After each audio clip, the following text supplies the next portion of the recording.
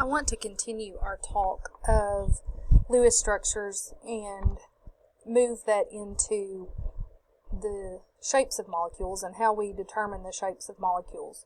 So right now I'm looking at your textbook section 4.5 in the section on resonance.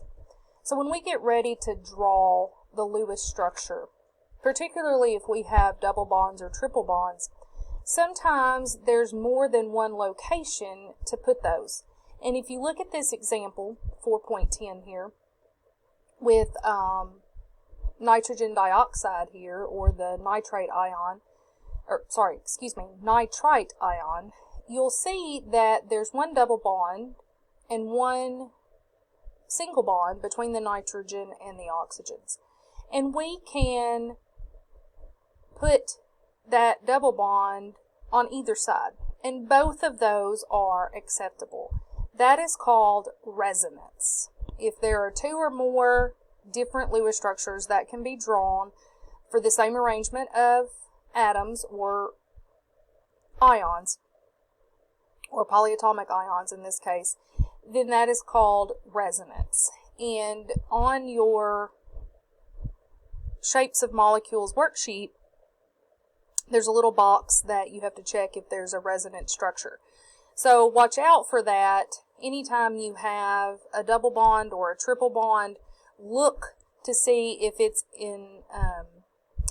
capable of forming a resonance structure.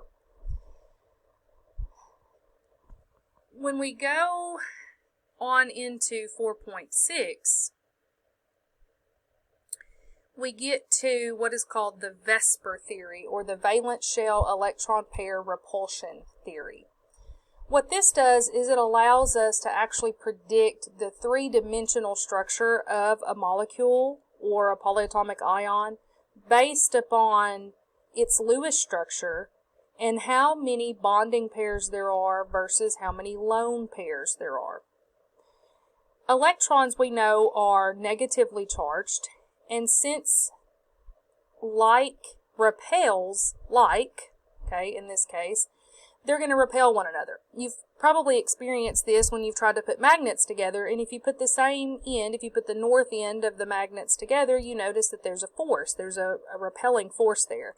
And the same thing happens with electrons. So what happens is we don't get these nice, neat little structures that have these perfect 180 degree or 90 degree angles. We actually start to get different molecular shapes because of how the electrons are pushing on one another and repelling one another. They essentially want to be as far apart as possible. And we look at lone pairs specifically for this, because the lone pairs are going to have more of a repelling force than those that are bonded. So when we continue looking at 4.6, we scroll down a little bit, we'll get into where we talk about electron pair geometry versus molecular structure. The electron pair geometry looks at, all of the electron pairs. The electron pair geometries are going to be the same as the molecular structures when there are no lone electron pairs. So the electron pair geometry considers all of the electrons, bonded and lone, and the molecular structure looks at what is happening with those lone pairs. So if we scroll on down here, we get to this table. And this table looks at the electron domain geometry versus the molecular structure when we look at lone pairs. And when you look at this at first, it seems, really confusing, but I want to take a minute to go through this, and then I'm going to draw a few structures to help make sense of this. So the number of electron regions. So we look at where the electrons are, and we have to consider bonding pairs and lone pairs on only the central atom. Okay, so we're only concerned about what is happening with the atom in the middle. That's called our central atom. We're not considering how many electron domains there are on the other atoms in the molecule, just that central atom. If we have two electron regions and no lone pairs, we get a linear structure. And what that means is that the atoms just line up in that molecule. There's equal repulsive forces, so those atoms on either side of the central atom spread out, get as far away from one another as they can, and that's 180 degrees. When we take a look at three electron regions, we see here that we get two different shapes depending on how many lone pairs we have. If we have a central atom and then three other atoms bonded to it, then we get what's called a trigonal planar. The atoms again spread out as far away from one another as they can, 120 degrees apart. That's our bond angle. But if we look at what happens when we get a lone pair, the lone pair is going to have more repulsive forces than those bonded pairs, so the angle actually gets less than 120 degrees. It's going to push those two that are bonded together closer to one another because of that lone pair up at the top of that structure. So that makes what we refer to as a bent structure. When we get into the electron regions where we have four, then if we don't have any lone pairs, if our central atom is bonded to four other atoms, we get what is referred to as a tetrahedral shape, and the bond angles are 109 degrees. Now, what is happening here with this structure where you see the little triangle and then the kind of the wedge there, that is trying to represent a three-dimensional structure. The solid little wedge there means that that atom would actually kind of be in the front, off the page, if you will. And then the kind of dashed wedge there indicates that that structure would be behind, or going through the page to the other side of the page. So we kind of do our best to represent the three-dimensional structure on paper as best we can. But notice if we have one lone pair, our bond angle gets a little bit less than 109 degrees. Those that are bonded are going to be pushed closer together. And then if we have two lone pairs, we get quite a bit less than 109 degrees, usually somewhere around 100, 102, 103 degree angles, because those two lone pairs have more of a repulsive force. And then you can see we can get into 5 electron regions and even down into 6 electron regions. We don't consider those in this course. If you took a more advanced chemistry course, then you would get into those more complex shapes. But we're just going to focus on 2, 3, and 4 electron regions in this class for our purposes. So now I want to look at the shapes of molecules, and this is where you're going to put your Lewis dot structures as well as the showing the proper geometry and then the name of the shape using the VSEPR geometry. So I want to take a minute and draw out a couple of these so you can start to see how they look.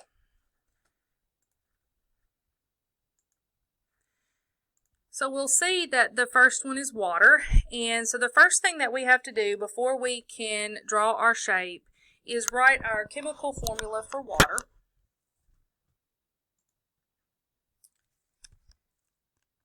And so my chemical formula for water, I know, is H2O. So I've got my H2O there. The second thing I have to do is I have to determine how many valence electrons I have, and that's why you did the worksheet on valence electrons. It's important to know how many valence electrons you have, because that's going to determine where those electron geometries are, or where those electron regions are, so that you can get your proper structure. So we know that hydrogen has 1 valence electron, but we have 2 of those, okay, as indicated by our subscript here. And we know that oxygen has 6 valence electrons. So we're going to add those 2 together. So we have 8 total valence electrons. Now when we get ready to draw our structure, we're going to start with the central atom. And 90% of the time, your central atom is listed first. It just so happens with water that oxygen, because there's only one of those, is going to be the central atom. So I'm going to start with oxygen right here. And I want to make oxygen happy. Oxygen needs 8 electrons to be happy. So I'm going to draw in my 8 electrons just like I did when I was practicing my Lewis structures yesterday. Start at the top and work our way around putting in pairs. And then I'm going to now draw on my hydrogens on either side. Okay. Now I'm going to look and see where I'm at, so to speak. Oxygen is happy. It has 8 electrons.